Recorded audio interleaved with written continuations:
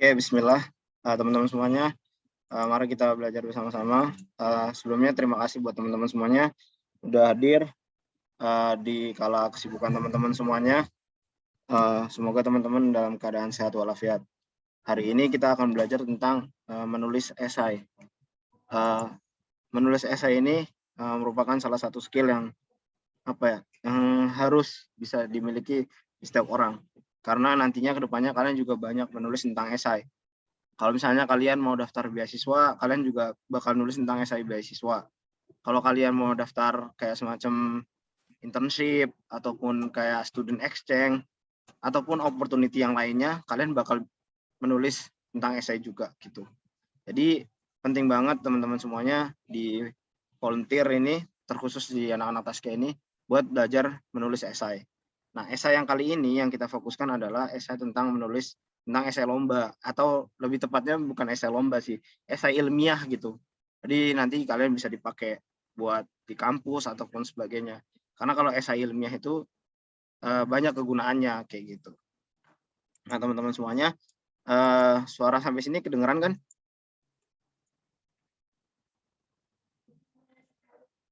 Tes. Kedengeran, Kak. Oke. Kalau Kedengeran. nanti suaranya nggak kedengeran bilang ya. Oke, aku akan mulai tentang sesuai judulnya, kita bakal ngebahas tentang bagaimana cara membuat esai yang baik gitu. Nah, teman-teman semuanya, hari ini tuh kita cuma ngebahas 3 hal. Yang pertama adalah bagaimana cara membuat ide, yang kedua bagaimana cara membuat judul yang baik, yang ketiga hal-hal apa saja sih yang harus diperhatikan dalam menulis esai, dan yang terakhir itu bagaimana cara menulis pendahuluan. Nah, kita bagi itu dulu, karena nanti kedepannya kita bakal masuk ke isi, penutup, dan tips-tips juara. Jadi kita bagi 2 sesi. Jadi teman-teman semuanya, kelas akselerasi esai ini 2-3 pertemuan. Mungkin nanti pertemuan terakhir adalah bagi teman-teman membuat esai. Mungkin teman-teman nanti ikut lomba esai dimanapun berada, mau yang gratis ataupun yang berbayar, terserah kalian kayak gitu. Dan nanti aku bakal ngebimbing kalian buat kayak ngoreksi dan sebagainya. Jadi tolong dimanfaatkan banget, apalagi kalian sedang liburan, nggak ada alasan lagi buat untuk tidak belajar gitu. Walaupun aku tahu mungkin teman-teman juga mengupgrade skill yang lainnya gitu, tapi skill menulis ini penting banget, apalagi teman-teman juga mahasiswa. Jadi insya Allah kita bakal atur lagi pertemuan berikutnya, nanti mungkin kita atur lagi jamnya, tapi memang saat ini aku bisanya tuh jam-jam seperti ini kalau ahad kayak gitu. Oke, kita langsung aja. Teman-teman semuanya, kelihatan kan slide berikutnya? Udah kelihatan ya? Oke. Nah, teman-teman semuanya, ketika bicara tentang esai, teman-teman pasti akan eh, akan menemukan 3 aspek ini.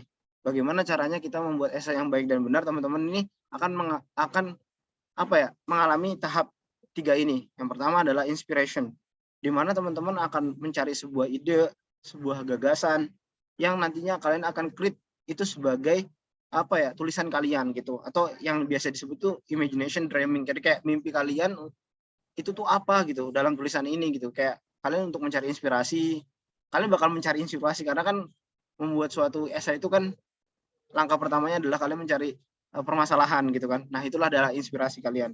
Nah, lanjutnya ketika kalian sudah menemukan suatu inspirasi, kalian akan mengalami tahap yang berikutnya, yaitu ideation, di mana teman-teman akan menganalisis kayak design thinking gitu, ada analisis thinking. Teman-teman setelah udah mencari tahu idenya apa, masalahnya apa, kalian akan mencoba untuk brainstorming. Nah, di situ adalah yang digunakan adalah analisis thinking kalian gitu.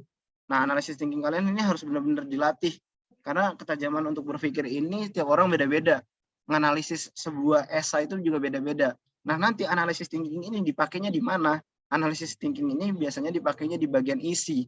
Karena memang titik tumpu sebuah karya tulis ilmiah itu tuh terletak pada isinya gitu. Terkhusus esai yang hanya terdiri dari 3 bagian gitu. Dan isinya ini adalah yang paling dilirik gitu. Nah, yang terakhir adalah interaction. Interaction adalah experimenting. Jadi kayak di mana teman-teman itu mengimplementasikan dengan cara kayak kalian membuat suatu prototype, atau kalian kalau misalnya gagasannya adalah sebuah kayak semacam sebuah apa ya, sebuah, kan ada yang essay itu biasa dibagi dua ya, ada yang scientific itu biasanya pakai aplikasi-aplikasi, atau biasanya yang sisi sosial itu biasanya pakai kayak dia tuh kayak bagan-bagan gitu loh. Dia tuh ibaratnya tuh sebuah karya tulis yang apa ya, ibaratnya itu dia itu kayak romantis lah, nanti ada contohnya romantis tuh bentuknya itu kayak skema-skema gitu, kayak dihubungkan antara ini sama ini kayak gitu. Jadi dia bukan sifatnya aplikasi, tapi lebih ke ide yang apa ya, yang mempertemukan antara stakeholder dengan stakeholder yang lainnya kayak gitu. Oke, jadi teman-teman akan mengalami 3 ini dan teman-teman harus belajar 3 ini dengan baik kayak gitu. Nah, kita akan masuk ke berikutnya. Setelah udah 3 ini, kalian akan action. Jadi kalian akan action untuk menulis kayak gitu. Oke, next. Nah, sekarang kita masuk ke yang pertama. Dalam menulis karya tulis ilmiah, terkhusus esai, yang harus kalian perhatikan adalah sebenarnya adalah idenya. Nah, mahasiswa kebanyakan itu bingung mencari ide. Dan mungkin teman-teman juga bingung juga gitu mencari ide, sebuah ide yang unik, atau sebuah ide yang aplikatif, atau sebuah ide yang menarik kayak gitu. Aku pun awal-awal menulis seperti itu juga, mengalami hambatan-hambatan dalam menulis ide. Teman-teman semuanya, ide itu sederhana. Ide itu kalau dirumuskan adalah ide sama dengan masalah ditambah solusi. Nah, ketika masalah ditambah solusi adalah ide. Tapi bagaimana caranya kita menemukan permasalahan tersebut? Kak, hidup kita ini udah banyak masalah, kok kita harus nyari masalah gitu kan? Nah, teman-teman semuanya di sini kalian harus mencari suatu permasalahan. Nah, gimana caranya mencari suatu permasalahan? Biasanya yang pertama adalah kalian harus peka. Nah, harus peka di sini adalah apa? Harus peka di sini adalah kalian harus peka terhadap lingkungan sekitar kalian. Jadikan lingkungan sekitar kalian adalah sebagai ide. Karena di masyarakat, kalian hidup di masyarakat, itu tuh banyak banget problematika, apalagi misalnya katakanlah kalian hidup di daerah yang memang itu ada problematikanya kayak gitu. Katakanlah misalnya ada problematika kelaparan, terus apa sunting ataupun pengangguran dan sebagainya. Nah, teman-teman harus peka. Nah, di sini tuh dibutuhkan banget ketika kalian kayak idenya berbasis lingkungan sekitar, itu biasanya lebih menarik. Banyak ide-ide aku yang memang berawal dari kepekaan aku terhadap lingkungan sekitar aku kayak gitu. Nah, teman-teman harus apa ya? Harus menumbuhkan rasa kepekaan itu. Cobalah teman-teman mengeksplor daerah kalian, mungkin jalan-jalan, lihatlah sekitar kalian, atau mungkin yang anak-anak yang suka healing tuh jangan hanya sekedar healing aja gitu. Tapi cobalah kalian peka terhadap lingkungan sekalian, carilah masalah-masalah yang ada di lingkungan kalian, lalu kalian tulislah gitu. Nah, selanjutnya cara membuat ide yang lainnya adalah yaitu amati, tiru, dan modifikasi, atau biasanya disebut dengan teknik ATM. Nah, teknik ATM ini seperti apa sih, Kak? Yang benernya gitu. Apa jangan-jangan kita kayak misalnya lihat tulisan Kakak terus lalu kita ubah gitu, atau seperti apa gitu. Amati, tiru, dan modifikasi ini emang udah terkenal di mana-mana. Kalian mau bikin karya tulis ataupun apapun memang rata-rata memakai teknik amati, tiru, dan modifikasi. Tapi amati, tiru, dan modifikasi ini perlu kalian ketahui bukan hanya sekedar kayak jiplak aja gitu. Jadi teman-teman kayak misalnya katakanlah kalian biasanya ya kalau yang aku lakukan adalah kalian melihat suatu video. Katakanlah video dulu ya. Ini misalnya referensinya adalah video. Video tentang misalnya esai dari teman-teman kampus lain gitu. Katakanlah mereka presentasi lah gitu kan, biasanya ada tuh di YouTube kan. Katakanlah kalian klik aja kata kuncinya presentasi esai final apa gitu. Lalu muncul. Nah, lalu ada yang presentasi kan. Nah, ketika mereka presentasi kalian catat aja masalahnya apa. Terus misalnya solusi yang ditawarkan apa. Lalu kesimpulannya apa. Nah, kesimpulannya apa? Nah, dari 3 ini kalian akan menemukan kayak masalah baru. Artinya gini, amati, tiru, modifikasi itu adalah mencari kelemahan suatu karya gitu. Jadi karya itu kalian nanti bakal di semester berapa ya, kalian tuh kayak semacam kayak mencari kesalahan dari satu karya kayak gitu. Nah, teman-teman amati tiru refleksi tadi ketika kalian udah kalian udah denger nih masalahnya apa, terus solusinya apa, kesimpulannya apa. Nah, kalian bisa ambil tuh permasalahan-permasalahan yang mereka sebutkan. Katakanlah misalnya anak IPB menjelaskan tentang suatu aplikasi yang mengurangi pengangguran gitu. Nah, ambil aja kata kuncinya. Nanti kalian tinggal misalnya kembangin lagi gitu. Kembangin lagi atau ibaratnya tambahin value edit di dalamnya sehingga karyanya berbeda gitu. Tapi idenya itu berawal dari mendengar presentasi dari anak IPB tersebut kayak gitu. Nah, teman-teman kayak gitu ya. Jadi teman-teman mengamati suatu video lalu temukan kata kuncinya yang biasanya 3 hal itu, yaitu masalahnya, solusi yang ditawarkan sama mereka, dan kesimpulannya.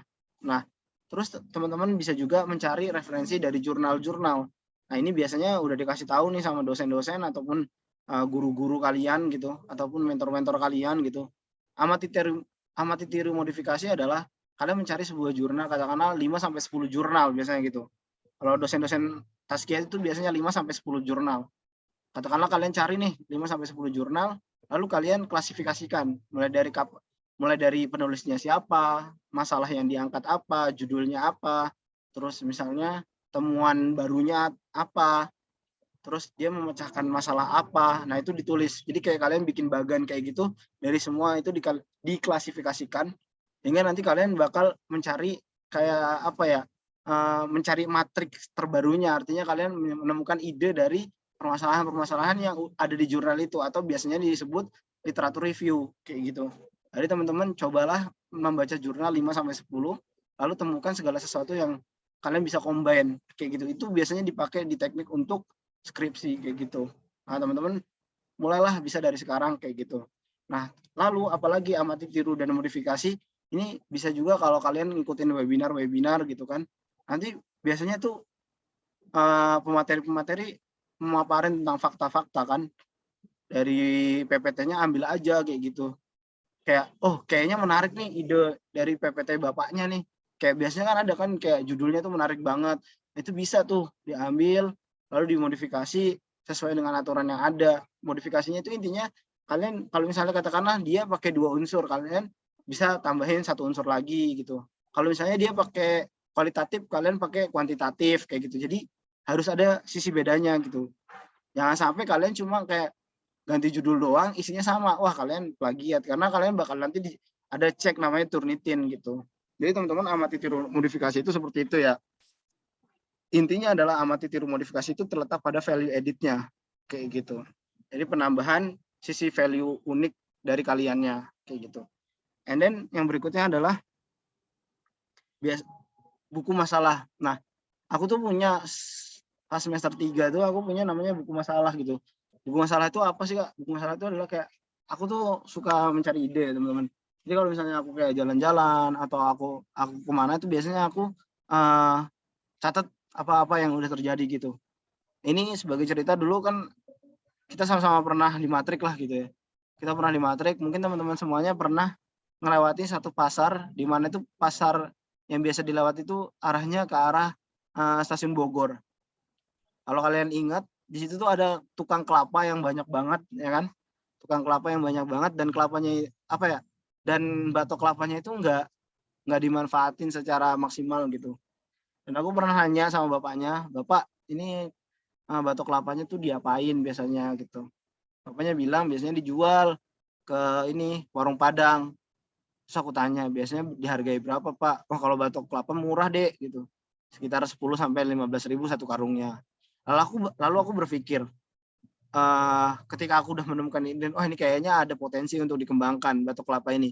Lalu aku baca referensi jurnal bahwa batok kelapa ini bisa diubah menjadi areng. Nah, areng ini bisa diubah menjadi sabun cuci piring. Lalu aku membuat suatu ide yang namanya BP, yaitu Koklin. Inovasi batok kelapa diubah menjadi areng, diubah menjadi sabun cuci piring. Nah, itu menarik kan, dan aku di sini tuh dapat ilmu baru lah karena aku anak IPA kayak gitu. Aku mencoba untuk eksperimen lagi gitu. Nah, itu. Jadi teman-teman bisa melihat dari situ. Jadi rasa ingin tahu kalian, kepekaan kalian terus kalian amati ada masalah, lalu kalian cari referensi-referensinya gitu. Lalu apalagi yang pernah aku buat mengamati suatu sekitaran, yaitu Bogor Holiday.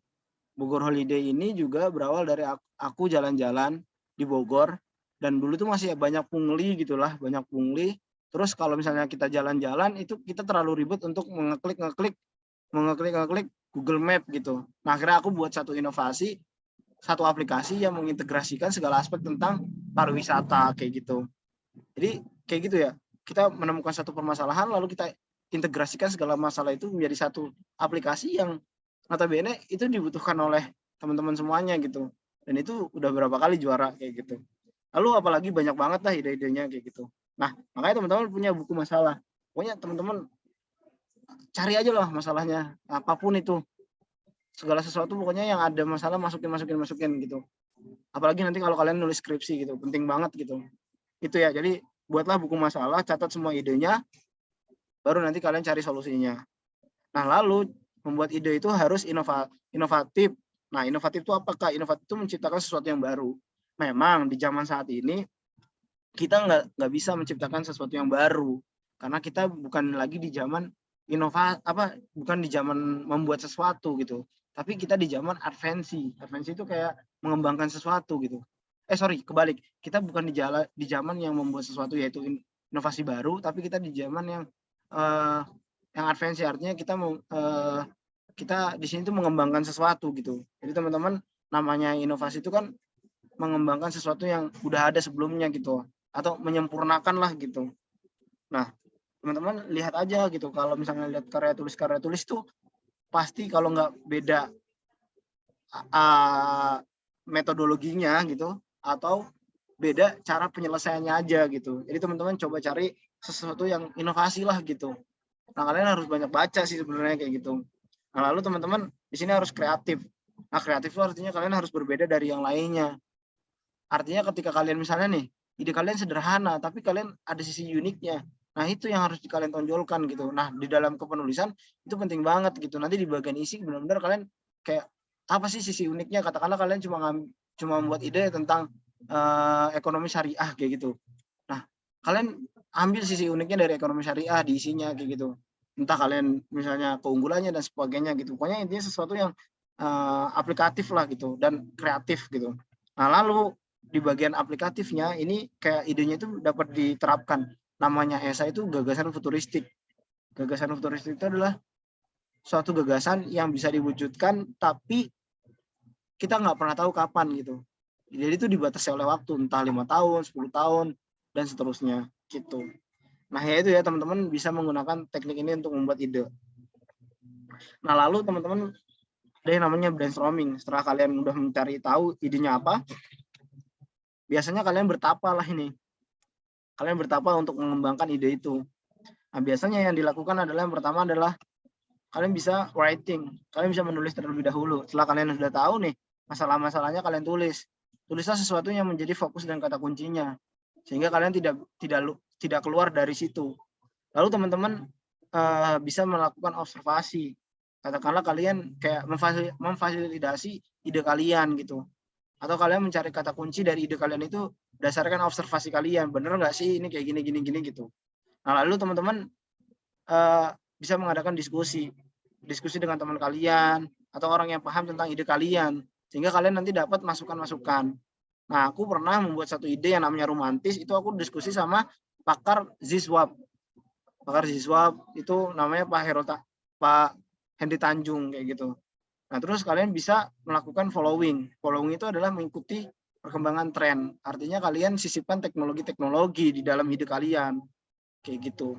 Nah, lalu teman-teman membaca, reading. Ya, ketika kalian semuanya udah melakukan writing, observation, discussion, and following, ya teman-teman harus membaca lagi untuk menambah gagasan-gagasan yang udah kalian tulis. Dan kalian juga harus mencari reference. Nah, di sini tuh benar-benar kayak apa ya, pemantapan buat diisi gitu. Karena isi itu, apalagi nulis esai itu terbatas sama halaman, terbatas sama kata, ya benar-benar harus maksimalin kayak gitu.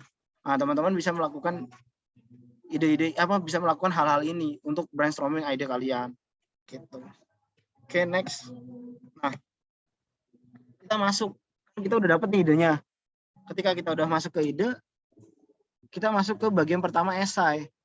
Sebenarnya bukan bagian pertama, ibaratnya kan kalau esai itu kan ada 3 bagiannya, ada pendahuluan, ada isi sama kesimpulan. Tapi kita jangan lupakan bahwa judul itu adalah sesuatu yang krusial gitu. Aku ngelihat kalau misalnya jadi juri tuh, ngelihat judul-judul anak-anak Taskia itu masih apa ya, masih ngambang-ngambang banget gitu. Dia belum bisa mencari apa ya, kayak sisi uniknya gitu. Karena memang kalau esai itu yang dilihatnya itu adalah keunikannya gitu. Entah dari judulnya dan sebagainya. Judulnya kan yang paling pertama sih dilihat gitu. Nah, judul itu biasanya tidak terlalu panjang. Tidak terlalu panjang itu biasanya ya sekitar berapa ya? 15 sampai 20 kata lah gitu. 15 sampai 20 kata. Itu biasanya gitu. Terus ringan dibaca. Ringan dibaca itu seperti apa? Ketika kalian mengucapkan itu enak. Nanti dia ada contohnya gitu. Ketika kalian mengucapkan itu enak. Katakanlah gini. Arzizwab, solusi Zizwab masa kini berbasis teknologi bla bla bla kayak gitu. Jadi kayak pas diucapin tuh enak gitu. Mudah untuk diucapkan gitu. Karena kan kalau misalnya kalian presentasi public itu ribet kan, kalau kalian mau ngucapin ala susah gitu. Buat ngomong cepetnya itu biasanya terkendala biasanya di judul gitu. Nyebutin judulnya aja susah gitu. Jangan sampai lah gitu. Jadi kalian untuk membuat judul tuh yang ringan dibaca lah, enteng, katakanlah kayak diucapin tuh enak gitu. Pelafalan a i u e o-nya atau huruf vokal sama konsonannya itu enak gitu. Nah, lalu mengandung unsur masa depan atau future.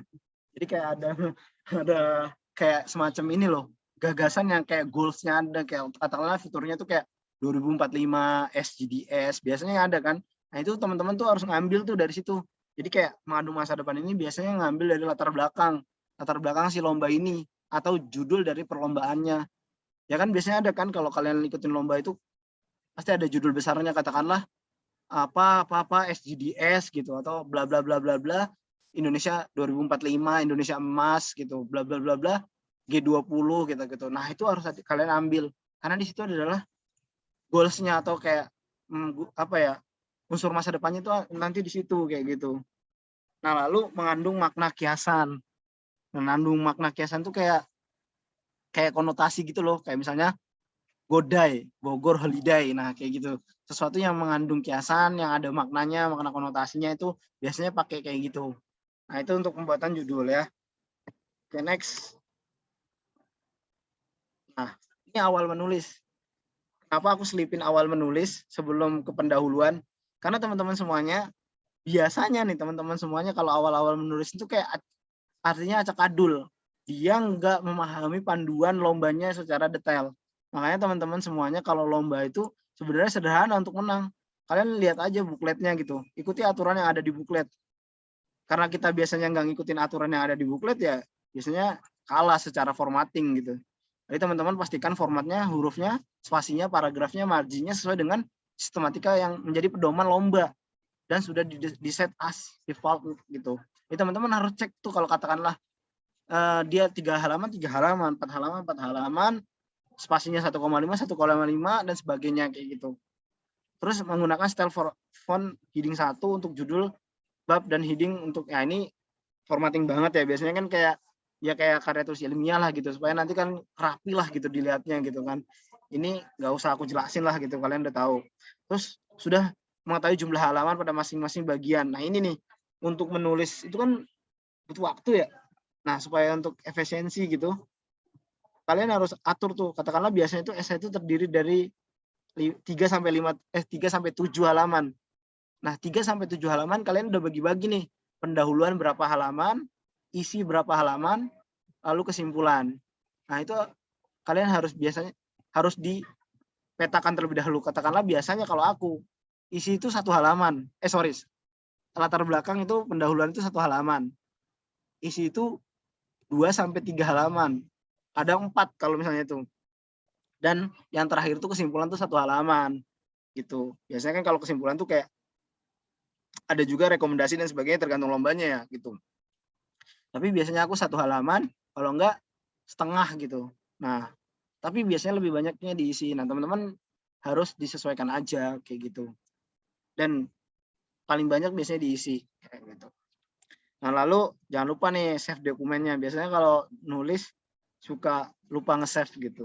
Ini sederhana loh, tapi banyak yang terjadi kayak lupa di-save kayak gitu. Oke, nah sekarang kita masuk ke bagian pendahuluan. Nah, ini teman-teman, kalau nulis pendahuluan tuh jangan bertele-tele gitu.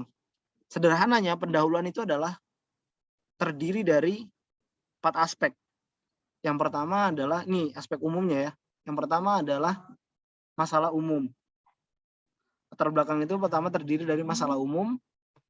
Yang kedua masalah khusus. Yang ketiga potensi. Dan yang keempat adalah statement dari ide kalian. Nih aku ulangin. Latar belakang atau pendahuluan itu dari 4. Yang pertama itu ada masalah umum. Lalu ada masalah khusus. Ketiga itu potensi. Keempat adalah tesis atau statement dari ide kalian. Nah, itu 4 ya. Itu tuh unsur yang harus ada di pendahuluan. Nah, teman-teman semuanya, untuk menulis pendahuluan itu nggak boleh bertele-tele gitu. Gimana sih Kak bertele-tele? Bertele-tele itu gimana ya? Kalau kalian udah nulis tuh ya, pasti kerasa deh rasa bertele-telenya tuh kayak gimana gitu. Kayak hal-hal yang nggak penting-penting itu kayak ditulis gitu loh. Jadi makanya kalian bikin kerangkanya dulu tuh. Kayak pokoknya bertele-tele itu kayak nggak nyambung lah antara paragraf 1, 2, dan 3-nya itu. Itu nggak nyambung tuh ya itu. Ngejelasin apa, atau biasanya statement tentang tanggapan kalian, atau biasanya kayak apa ya, pengertian tuh biasanya ada tuh kalau awal-awal nulis tuh. Pokoknya intinya kalian jangan bertele-tele lah. Nanti bisa ngelihat tulisan-tulisan aku lah gitu. Intinya kalian harus fokus sama judul kalian, lalu itu tadi 4 poin tadi, masalahnya apa gitu. Jangan bertele-tele. Nah, lalu yang kedua, menunjukkan keseharusan atau kelebihan atau potensi, baru tunjukkan permasalahan secara mendalam. Nah, ini bisa sih, kayak kadang kita tuh kayak harus mencari tahu esai yang baik dan benarnya gitu. Ada juga yang ngambil biasanya tuh kalau kita membaca ya, biasanya beda-beda aku menggunakan teknik ini gitu. Katakanlah aku misalnya kayak lomba di UGM atau di apa, biasanya tuh lebih ke menonjolkan idenya terlebih dahulu. Artinya kita memberikan ketika di statement awal, di paragraf pertama, itu kayak kita langsung ke potensi gitu. Jadi lebih ke kelebihan terlebih dahulu. Nah, lalu nanti setelah kelebihan, biasanya paragraf berikutnya atau paragraf 2 atau 3-nya itu adalah masalahnya gitu. Jadi susunannya itu biasanya dibalik gitu ya. Dibalik gitu. Kalau ini aku ngambil dari salah satu alumni dari IPB gitu. Jadi dia kelebihan terlebih dahulu gitu. Jadi kelebihan dulu, baru nanti masukin ke masalah umumnya, baru masalah khusus. Nah, kayak gitu. Itu boleh banget gitu.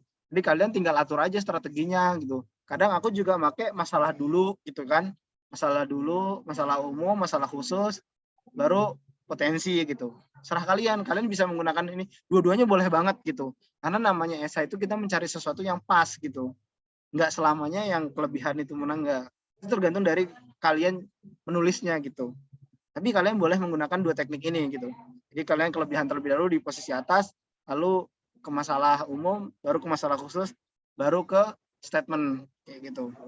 Nah, teman-teman semuanya, karena esai ini adalah karya tulis ilmiah yang memang titik berat esainya ini ada di latar belakang. Kalau aku bisa kalkulasiin, esai ini 70%-nya itu ilmiah itu berada di latar belakang. Jadi teman-teman harus mencari data-data gitu, basisnya data, mungkin dari jurnal ataupun lembaga-lembaga yang kredibel kayak gitu. Nah, terus kalian biasanya kan di esai ya ada kayak semacam teori gitu ya, atau misalnya ada gagasan-gagasan kayak biasanya itu ada di ide-ide yang rumpunnya sosial gitu. Biasanya dia ngambil sebuah gagasan dari suatu buku atau apa gitu.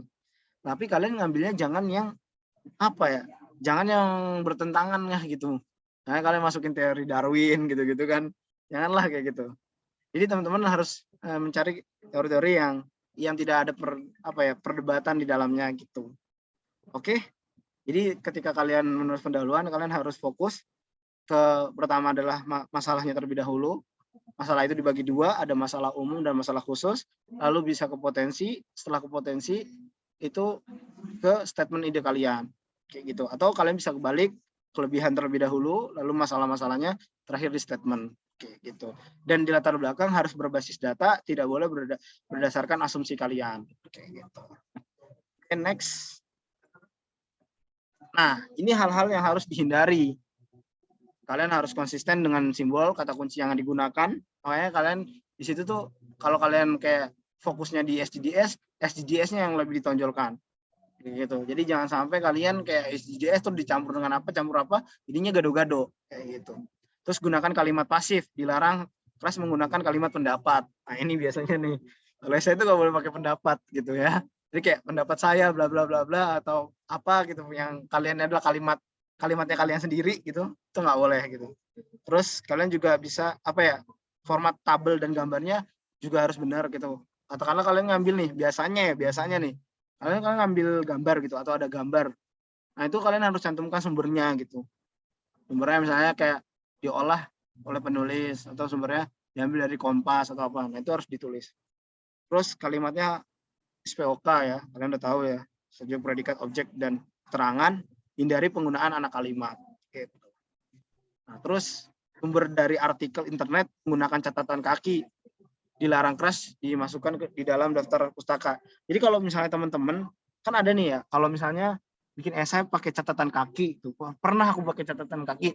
Nah itu nggak usah ada daftar pustaka lagi. Nah aku tuh waktu itu pernah, jadi pakai catatan kaki, terus pakai daftar pustaka gitu.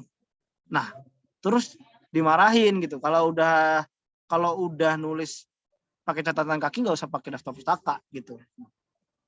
Nah terus, nah ini yang nomor 7 nih, cek tipe nih. Jangan sampai kalian tuh kalau nulis ada tipenya ya, biasanya ada juga gitu. Tapi sebelum kalian kirim harus kalian cek dulu.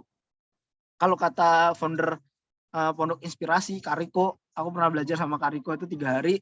Kariko bilang kalau karya kalian masih ada tipe, berarti karya kalian belum siap untuk dilombakan. Artinya kan kalian biasanya kalau esai terdiri dari 1 sampai 2 orang kan. Nah, masa sih nggak ngecek ulang gitu. Nah, itu ya, jadi jangan sampai tipe gitu. Terus teman-teman jangan asal mengcopy citasi gitu. Jadi kalau citasi itu yang cantik lah gitu kopinya gitu. Jadi jangan langsung di plek gitu. Jadi teman-teman harus parafrase dari citasi yang kalian ambil gitu. Oke, next. Nah, ini nih yang aku maksudin. Kita fokus ke judulnya nih. Nah, judulnya itu kayak Penjara Bawah Laut, Rumah Impian Koruptor Indonesia. Simple, mengandung unsur gagasan futuristik, dan menarik untuk dibaca. Ya nggak sih? Nah, nanti bisa kalau mau baca ini, judulnya tuh. Judulnya dia menarik gitu. Nah, nanti pendahuluan-pendahuluannya ini juga pasti menarik gitu. Nah, ini teman-teman bisa lah ngelihat gitu. Kok ada sih penjara bawah laut gitu? Gimana ya itu gitu. Nah, pasti dia di dalamnya ya kalau kalian baca ya. Aku udah pernah baca esainya ini.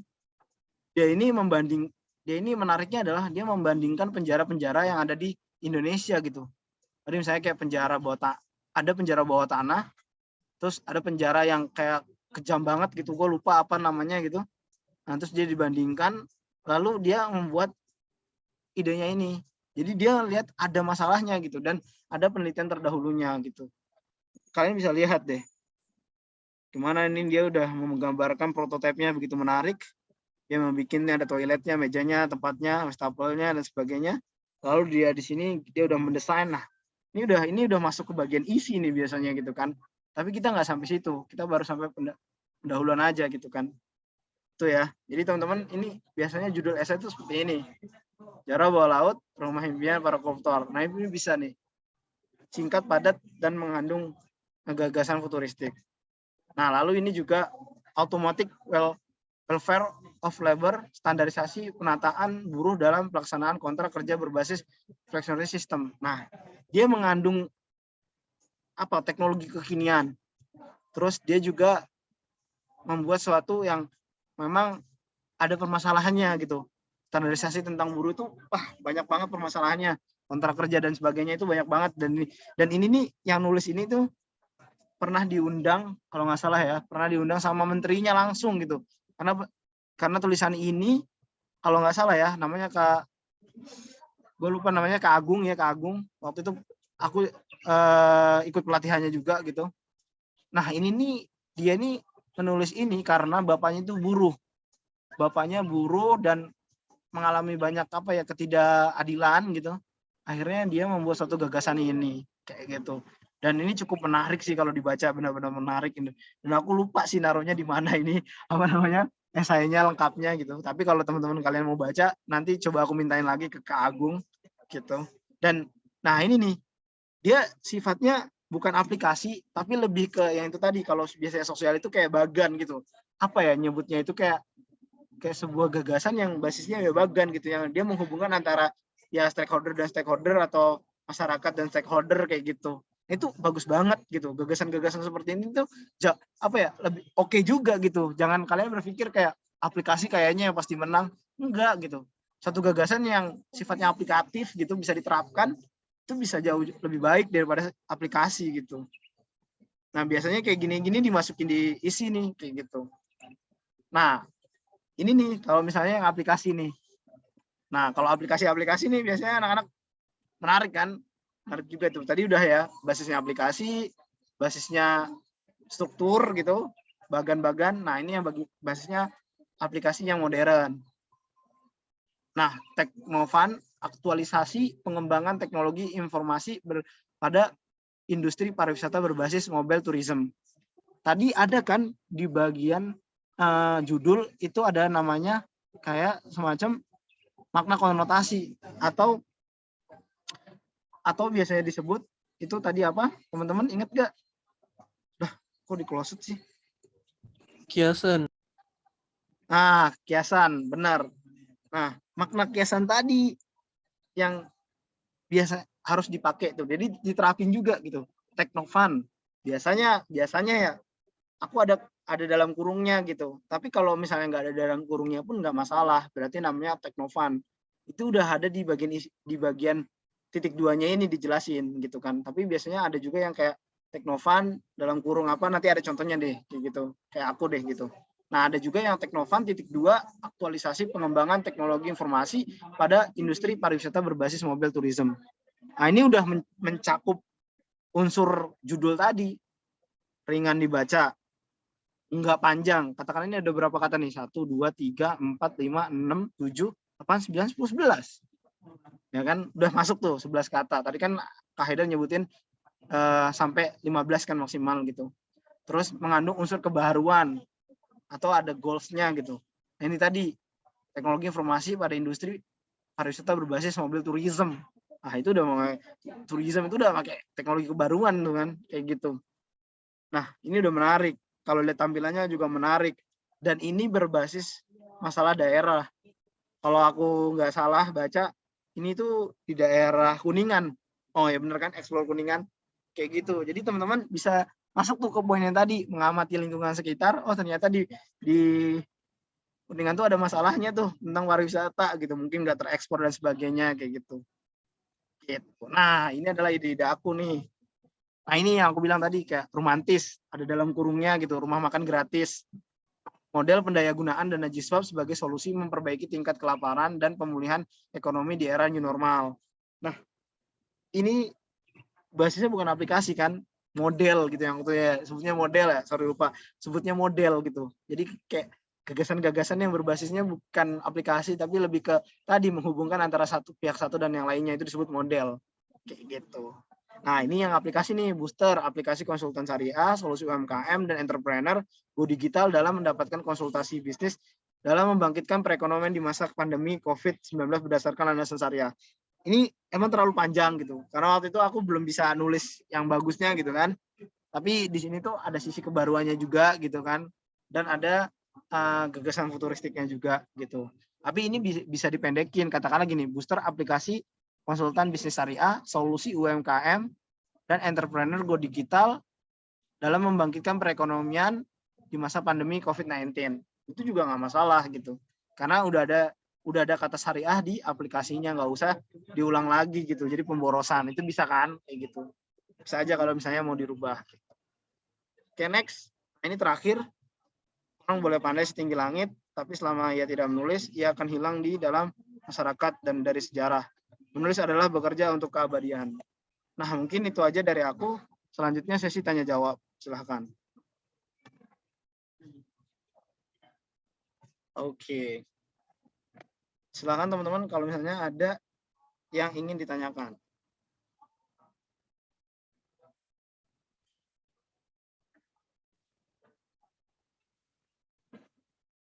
Tes.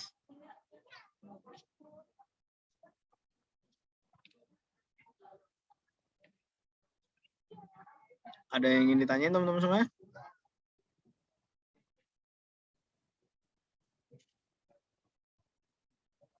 Suara aku terdengar?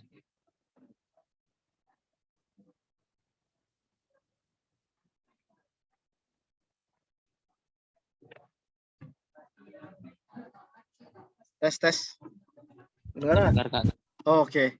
Ada yang ditanyain? Atau ada yang masih bingung gitu? Atau gimana nih? Ada yang kalian tangkap? Atau mungkin ada bagian yang kecepatan? Atau apa yang sesuatu yang masih bias? Silahkan tanyain aja.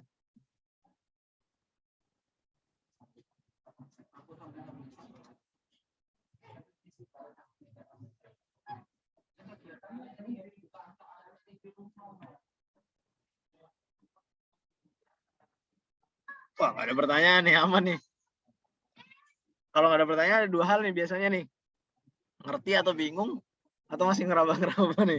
Coba. Tadi bersuara dong. Gimana? Jadi nggak cepet-cepet dulu ya, aku coba 3 aspek tadi dulu gitu. Mungkin kalau ada kecepatan, ada yang masih bingung, bilang aja. Kayak gitu. Jadi nanti kalian untuk menulis esainya itu mudah gitu.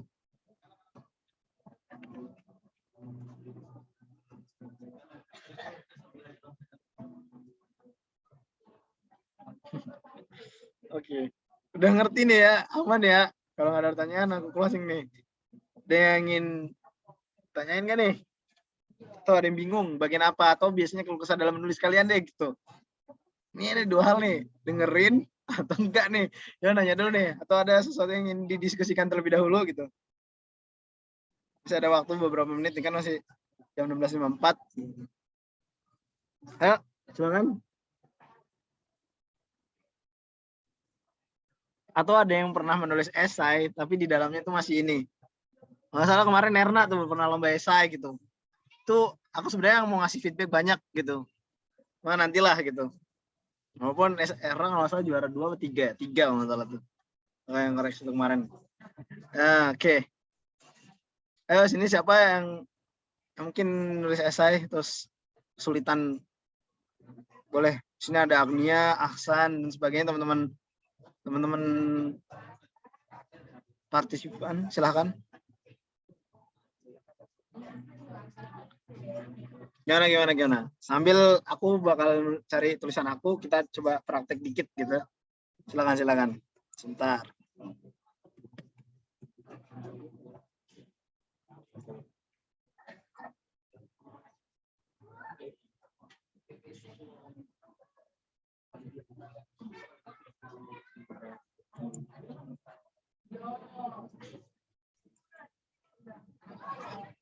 Oke guys, kalau nggak ada pertanyaan, aku coba keterapin ke tulisan aku dari mulai judul sampai latar belakang. Dari judul sama pendahuluan sehingga nanti teman-teman bisa gitu. Oke. Kayaknya perlu ada tugas nih kalau nggak ada pertanyaan nih. Oke, sebentar.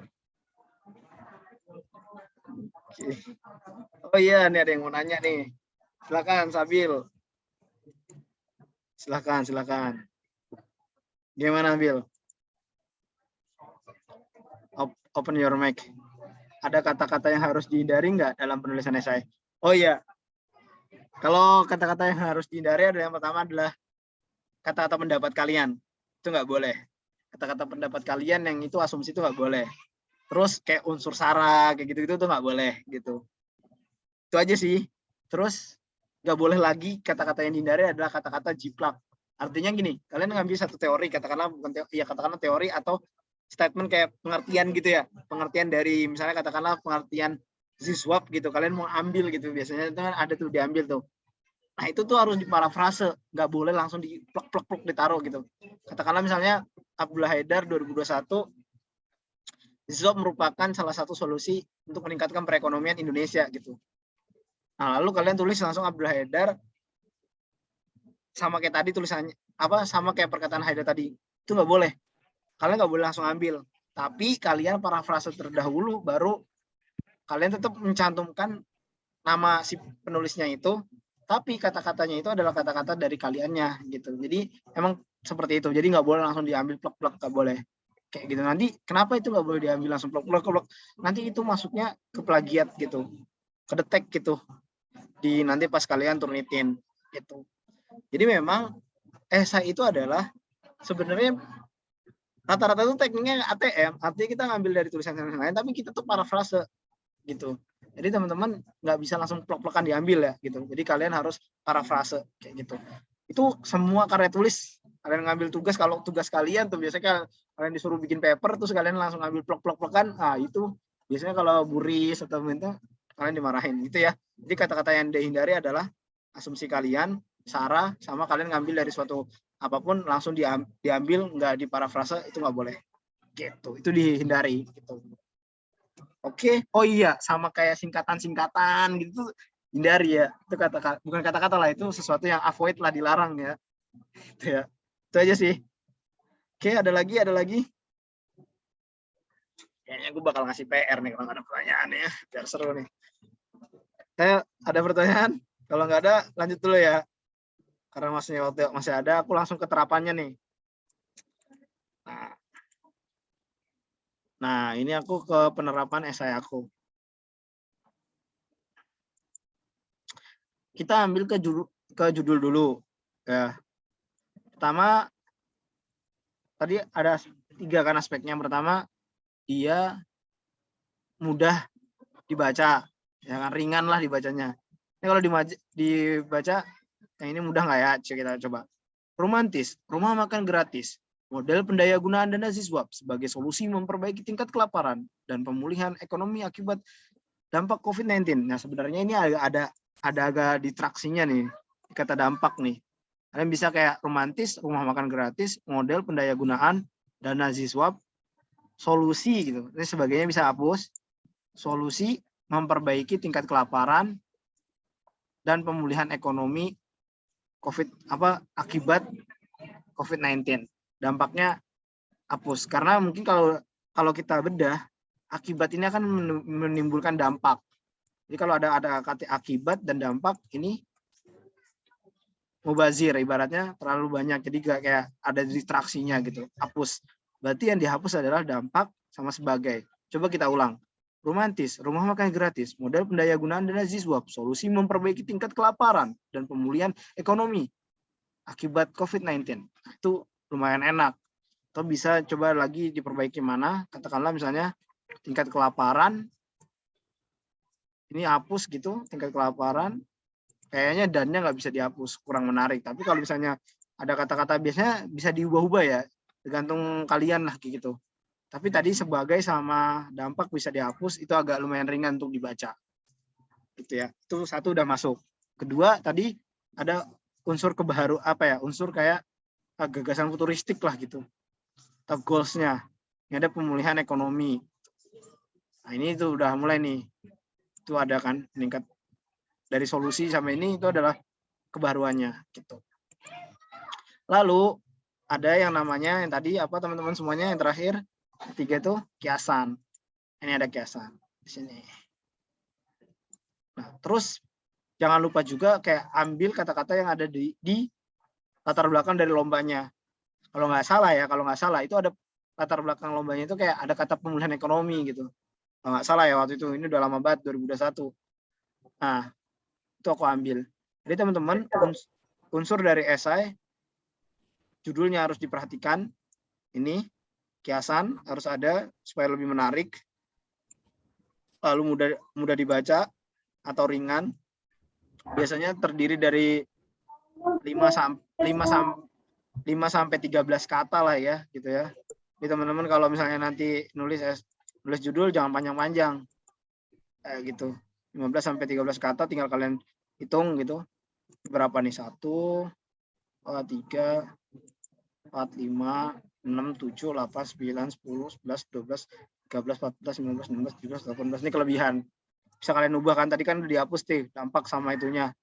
Akibat sama sebagainya dihapus, jadi 13, 15. Nah, kalian bisa kurangi lagi kan. Maksimal 15 lah gitu. 3 sampai 15 kata gitu. Udah ya. Jadi judul nggak masalah ya. Jadi ya sampai bikin judul tuh yang nggak menarik-menarik lah gitu. Kayak contoh nih, aku pernah nulis, bukan nulis sih, ngoreksi judul dari teman-teman BM kemarin, mana ya?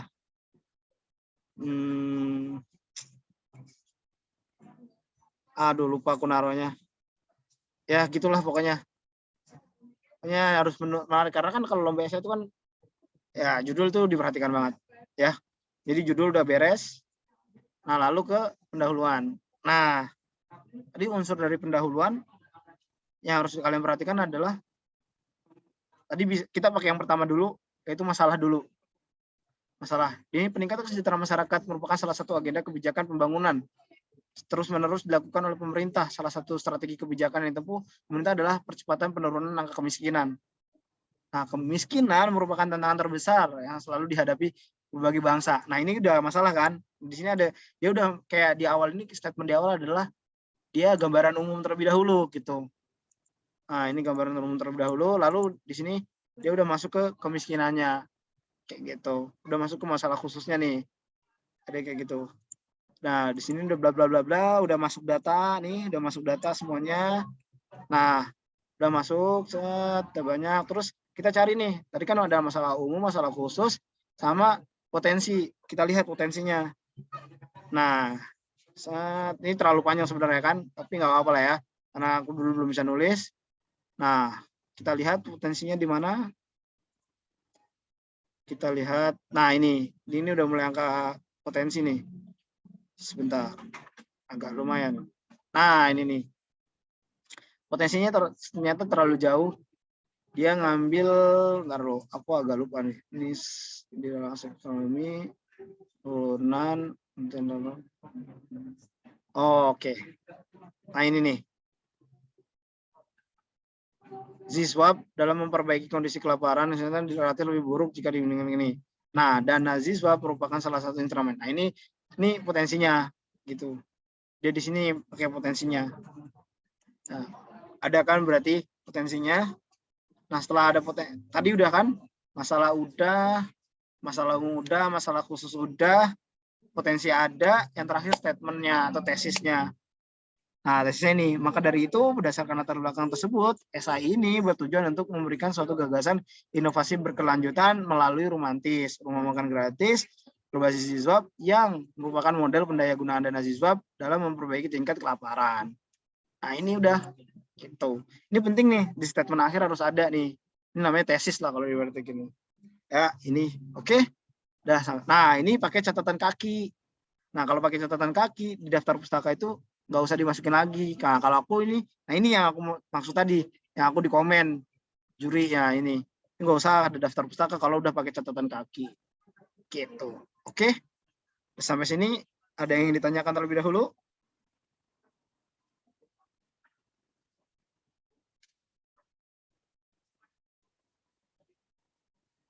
Teman-teman semuanya? Sudah waktu, silakan.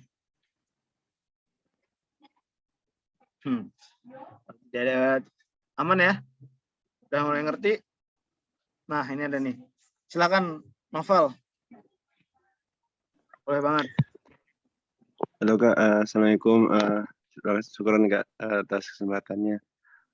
Mau tanya, untuk esai itu berarti metode gitu nggak ada ya Kak?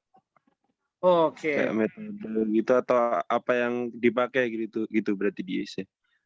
Juga kedua mungkin berarti untuk esai data yang diambil itu data yang udah jadi gitu ya Kak, nggak perlu ngolah atau ngolah data sendiri. Oke. Sip. Thank you. Oke, thank you Juhdi atas pertanyaannya. Yang pertama itu kayak pertanyaan pertama itu tadi di bagian lupa tadi apa Juh? Gue lupa Juh. Yang bagian pertama tadi. Metode Kak. Oh ya, metode. Nah, di bagian metode itu sebenarnya masuk ke isi. tapi emang nggak dimunculkan secara tertulisnya. Artinya dia sifatnya implisit. Jadi kayak gabungan dari metode kayak tadi nih. Misalnya sebutnya memang metode. Tapi kalau misalnya metodologi kan di penelitian ya di apa namanya? Di KTI gitu. Nah, tapi kalau di ini namanya metode. Nah, ini skema ini namanya metode gitu. Jadi ini metode. Jadi teman-teman di karya tulis esai pun ada metodenya, tapi memang tidak dituliskan secara kayak KTI metodologi gitu. Paham nggak? Kayak biasanya kan di bab berapa kayak ada metodologi gitu. Ya nggak sih? Ya nggak, Judi? Pernah lihat kan? Kalau di KTI Ya, metodologi. ini juga maksudnya. Nah iya, kalau di esai nggak perlu ada tulisan itu, tapi tetap ada pakai metodenya. Mau pakai metode apa gitu. Artinya kayak ada skema dan sebagainya, itu disebutnya metode. Metode itu kan adalah cara gitu. Nah, teman-teman, kalau di esai itu nggak perlu disebutkan karena unsur esai itu ada 3. Pertama ada pendahuluan, kedua itu ada isi, nih pembahasan dan analisis itu isi, terus yang terakhir itu penutup. Udah itu aja, gitu. Nah, terus pertanyaan yang kedua yang terkait apa tadi Judi? Data ya. Kita ngolah data nggak sih kayak gitu? Iya. Nah, untuk mengolah data sebenarnya kalau katakanlah kayak KTI gitu ya, ada wawancara ataupun misalnya kayak ada dari semacam kuesioner, itu boleh banget sih sebenarnya. Tapi biasanya dimasukin di lampiran. Nih, aku pernah bisa di lampiran, bisa di bagian isi sih boleh banget. Itu untuk mendukung sih gitu. Tapi karena ini esai ini sifatnya apa ya, ibaratnya bukan kalimatnya, isinya itu dikit gitu. Kalau kalian tulis jabarin yang tadi itu agak lumayan panjang. Tapi biasanya makanya itu data pendukung aja sih gitu. Gitu sih. Data yang itu ya, data-data yang kayak yang harus diolah kayak misalnya kayak buat pendukung tadi, kalau misalnya kayak wawancara ataupun kuesioner itu taruh aja kalau bagus sih memang diisi tapi diolah secara menariknya. Kalau misalnya emang nggak muat, masukin di bagian lampiran gitu. Gitu sih. Menjawab nggak, Johdi?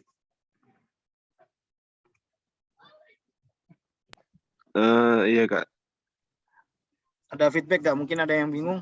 Gimana? Atau data seperti apa yang kamu maksud? Maksudnya itu juga ini, Kak. Kalau tadi dibilang kan kayak apa istilahnya? Citasi. Parafrase.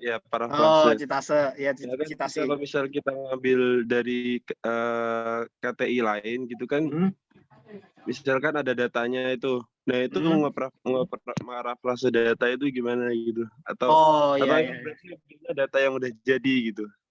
Oke, jadi kalau misalnya kalian mau ngambil apa nih? Katakanlah, coba kita keterapan. Kelihatan kan slide aku nih? Kelihatan kan? Iya, Kak. Nah, misalnya kamu mau ngambil apa?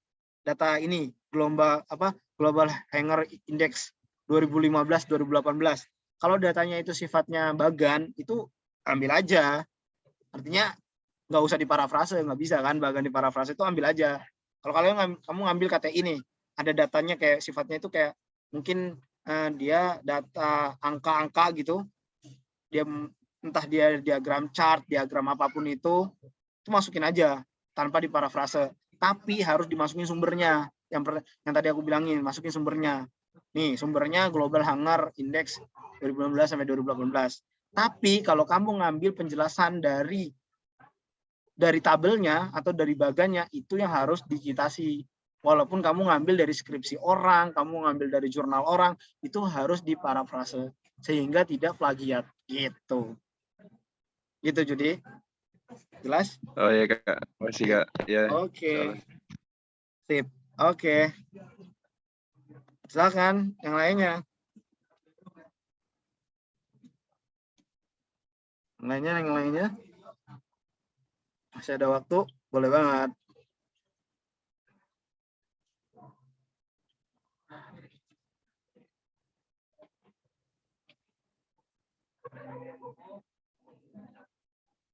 Oke, kalau nggak ada pertanyaan, aku closing. Kayaknya aku bakal ngasih tugas deh. Jadi kayaknya kalau nggak ada tugas nggak seru ya. Jadi teman-teman semuanya, kalau nggak ada pertanyaan, mudah-mudahan teman-teman di sini join sampai akhir. Jadi kita bakal punya pertemuan 2 lagi ya. Nanti bakal di pertemuan kedua nanti kita atur kapannya gitu. Insya Allah nggak jauh-jauh lah gitu. Kita lihat dulu kondisinya juga gitu. Jadi pertemuan kedua nanti akan bahas lebih ke isi, ke isi, terus penutup itu udah include sama kesimpulan, sama teknik citasi, dan yang terakhir itu kayak strategi gimana caranya bisa menang esai gitu. Nah, karena kita pertemuan pertama, supaya ada oleh-oleh gitu, teman-teman boleh ikut lomba boleh enggak gitu. Kalian bikin ide aja, bikin ide, terapin tadi yang udah aku kasih tahu, nanti PPT boleh ntar aku share gitu. Nah, kalian terapin mulai dari judul sama pendahuluan. Buat sekitar ya 1 halaman lah kalau bisa ya, atau 2 halaman tuh si pendahuluannya gitu. Oke, itu aja dari aku. Nanti dikumpulinnya kapan? Nanti mungkin aku kasih tahu lah gitu. Dikumpulin kapan, tapi dibuat dulu aja. Kak, buatnya sendiri atau berdua? Untuk memudahkan, boleh sendiri, boleh berdua. Oke? Karena esai itu sifatnya boleh individu atau boleh kelompok maksimal 2 orang. Oke, sampai sini ada pertanyaan sebelum ditutup? Ada pertanyaan? Oke. Zahwan, any question? Oke. Kalau nggak ada pertanyaan, boleh teman-teman buka kameranya, kita foto dulu gitu kan. Biar nanti, oh anak-anaknya ini nih. Nanti aku tandain nih, nanti pas pertemuan kedua harus udah ngumpulin. Jadi katakanlah kita nggak dadakan ya, bentar pengumumannya aku kasih tahu, bentar pertemuan kedua aku kasih tahu kapannya. Gitu. Oke, ada lagi yang bisa on cam? Zuhdi, Irwansa dan sebagainya, mudah-mudahan dikasih kesempatan ya buat datang pertemuan 2. Oke, kayaknya nggak ada nih yang bisa on cam. Zahwan, Dok Novel, oke, Ahsan, oke, sip. Kita kayak 1, 2, 3. Oke, 1, 2, 3, cis. Oke, thank you very much buat teman-teman semuanya. Mudah-mudahan yang sedikit ini bermanfaat. Dan jangan lupa nanti diterapin tugasnya gitu. Kalau ada pertanyaan tentang esai, judul, dan sebagainya, boleh banget nanti didiskusikan. Mudah-mudahan teman-teman selalu sehat. Mungkin itu aja dari aku, kurang lebihnya mohon maaf. Assalamualaikum warahmatullahi wabarakatuh. Thank you.